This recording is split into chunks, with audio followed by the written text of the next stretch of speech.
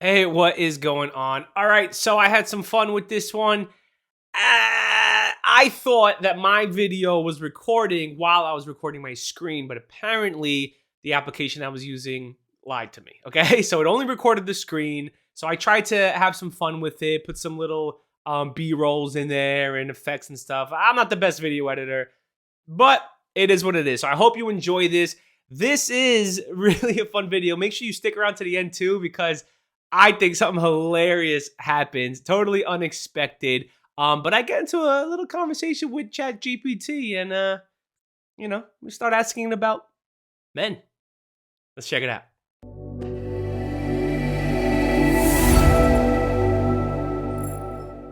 What is going on? Yo, this video is the second part of ChatGPT. And it's really interesting. I started messing around with it, touching some keys and asking it some questions just to really dive in and see what all the hype was about. So, let's listen to this. This is manhood according to ChatGPT. Hold up. I'm gonna go through this scenario because I was messing around with it and I was just surprised at what was popping up. So I said, write 3 paragraphs on what's wrong with the men of this generation. I was just trying to come up with some topics and whatnot. This is what ChatGPT says.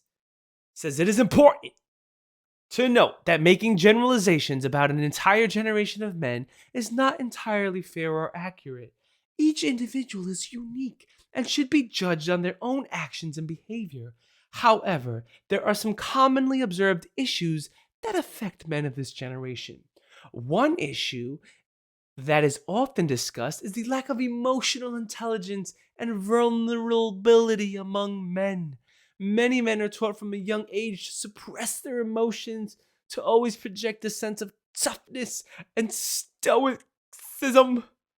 This can lead to difficulty in forming deep connections with others and blah, blah. And I canceled it. Come on, what the heck kind of answer is that? It's a weird answer. Like, taught to suppress their emotions and men are... What is this? What? Stop it with that. That's the problem with men. Or what is this? Okay, I said, all right, maybe if I rephrase this a little bit, we'll get something a little different. So it says, why is chivalry dead? So I'm trying to get to like the core of this. You know what I mean? Like men do have a role. Men are different. Men behave differently. We have things that we do different than women. We are different, right? And this is like, oh, everyone just has to be the same. It's like, come on, man. Men do have a role. There is a different way to deal with men than dealing with women. That is not an equal playing field. If you're straightforward sometimes with a woman, sometimes they'll take it wrong. Sometimes a guy will take it wrong too, but a guy will probably punch your face if you say something wrong. All right, whatever. All right. Why is chivalry dead? The concept of chivalry, which refers to the code of conduct associated with knights in the medieval period, yes, has evolved over time to encompass behaviors such as gallantry and courteousness towards women. Yeah, okay. Ooh, I like that. We're getting somewhere. Some argue that chivalry is dead in modern society because it is no longer as widely practiced or valued as it once was. Well, why? There are a few reasons why this might be the case. Okay, I like chivalry, taking care of the women, being courteous towards women. That sounds like a good thing. We're onto something. One reason is that society's views on gender roles and equality have changed significantly in recent decades. Pause on that. Jeez. Women are now able to participate in many activities and hold many positions that were once reserved for men. Okay. And there is a growing belief that men and women should be treated as equals in all aspects of life. But men and women are not, I don't want to say they're not equal, but they're just different. They're different. You treat them differently. You can't treat a woman the same you treat a man. You don't treat a man the same you do as a woman. It's just not how this world works. You know, when someone breaks into the house, you're not taking your wife and going, okay, get the bad guy. You know what I mean? Whatever. Okay. This shift has led to questioning tradition. And by the way, this is the AI answering this, so let that blow your mind for a second. This shift has led to questioning traditional chivalrous behaviors, which can be seen as paternalistic or demeaning to women. I don't know how paternalistic is demeaning to women. I think that's a good trait for men to have. Another reason is that chivalry is often associated with old-fashioned or outdated attitudes. In a rapidly changing world, people may be less inclined to adhere to a set of principles that seem out of step with modern times. Additionally, the rise of casual dating and hookup culture may have diminished the need for traditional courtship and behaviors and practices. Yeah. Yeah, big time. Big time. There was this lack of respect that has been developed through this hookup culture, through applications, through the what's it called, the ease of access to people to just hook up. You know, when I was growing up, you had to talk to somebody and win them over. You know, they call it woo them. You'd have to woo them. But nowadays, what is it? You got these apps. You swipe up, down, left, right, and you find connecting, and then you just hook up. Like that's crazy. You're not winning people over anymore. It's just like who's hot and who's not. Like that's a terrible basis for anything. Anyway, so you can see where this chat open AI, and this is kind of what I was saying in the last video, where the source material for this is based off of, I'm assuming, just what it finds.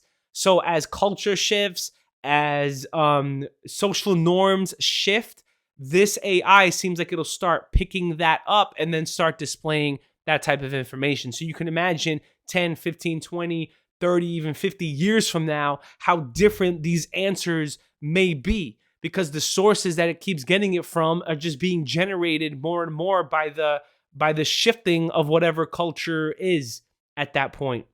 And in my last video, I was saying, you know, it's going to get to a point where you're just referencing your own source material and it just ends up becoming nonsense.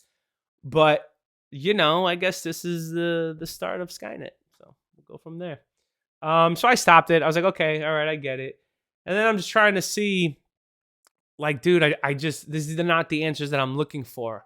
I'm looking for fatherhood, for courteous to women, like you saw, for the role of a husband, the protector, the provider, the character, the integrity that is built, that we have to nurture as we're growing up, so that we can become men who contribute to society, who make society better, and not,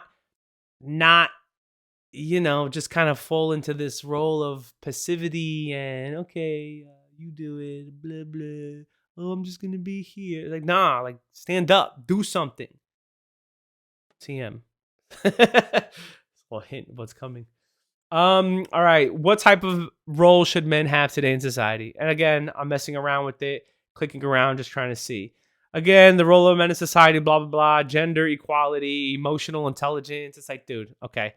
Men, emotional intelligence, what does that mean to you? Write that in the comments. What is emotional intelligence to you? I'm curious, because I've been taught, I don't know if you call it emotional intelligence, but emotional stability. In other words, don't let your peaks stay peaking, and don't let your lows stay hanging. So if something sparks you up and you're angry, don't stay angry for days and days and days and days. Dial it back. You could get angry, but let it be a spike, not a mountain that just keeps going and going and going. Same thing with the lows. You could get sad, but let it be a spike or dip, and not just what is it? A hill going down, lost for words, a little valley that you just stay in for a very long time and you can't get out of. Emotional maturity, control your emotions. To me, that is more in line. What they say, what is it? Men should be encouraged to develop emotional intelligence and ability to understand and express their own emotions. It's not built in us. It's not built in us. Go to any guy. Be like, oh, can you express your emotions? They'll be like, I don't know. I feel good. You know, that's it. No, how do you feel? I'm happy.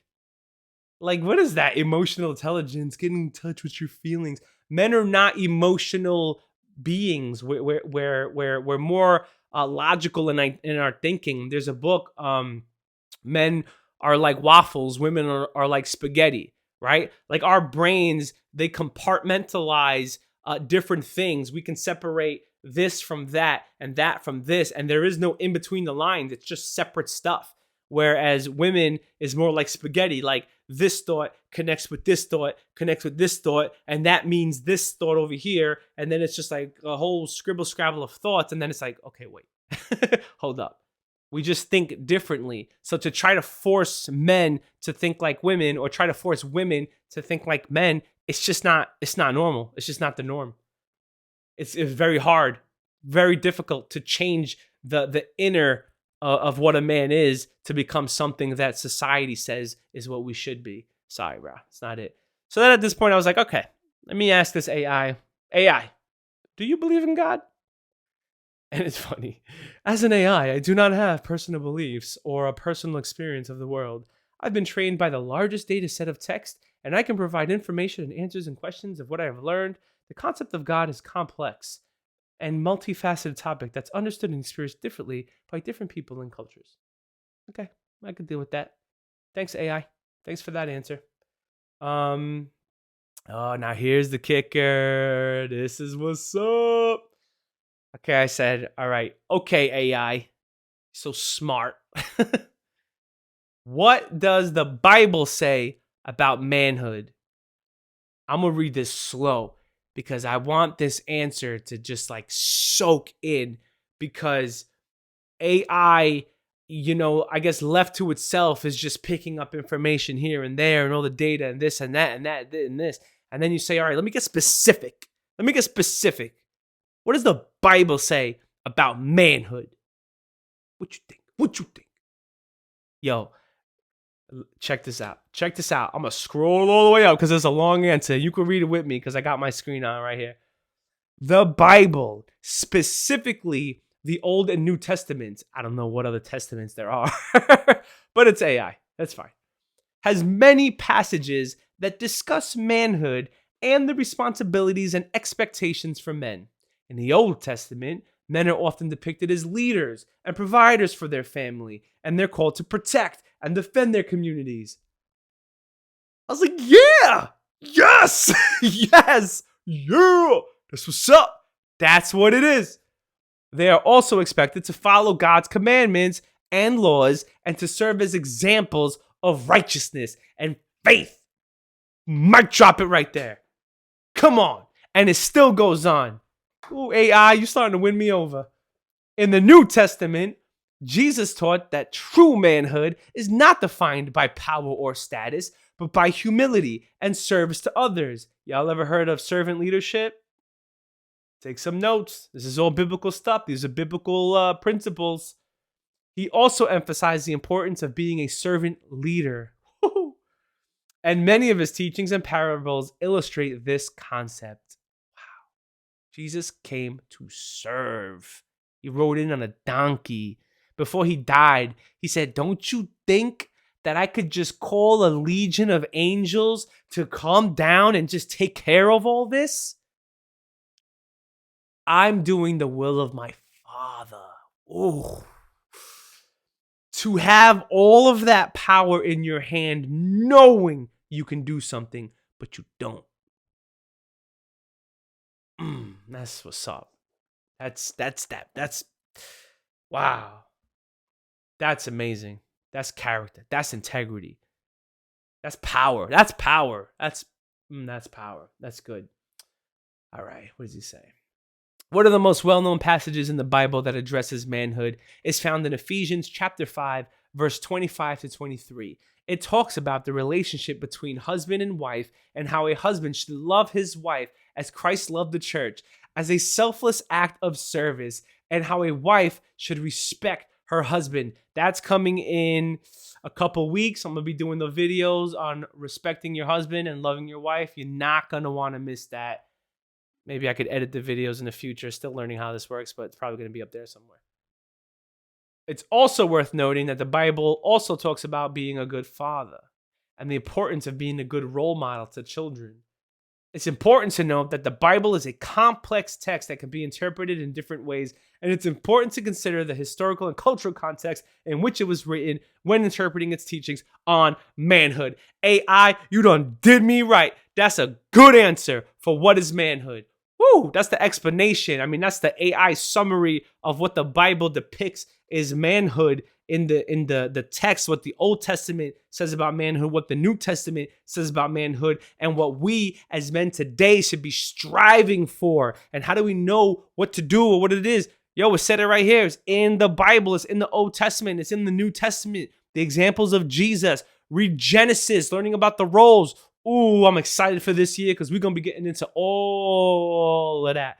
That is going to be good. But man, like that's what it is to be a man. Lead, serve, love your wife, love your kids, be an example, protect, provide. This is good stuff. All right. And that's it. That's ChatGPT's. I'm gonna get this wrong 100 million times. ChatGPT's definition of manhood and biblical manhood. Now, granted, I mean this is all generated with AI. I mean you can ask this thing anything, and you know what? Let's have a little fun. We'll end the video with this because hopefully I don't get canceled. What is a woman? Ah! I'll see y'all next time.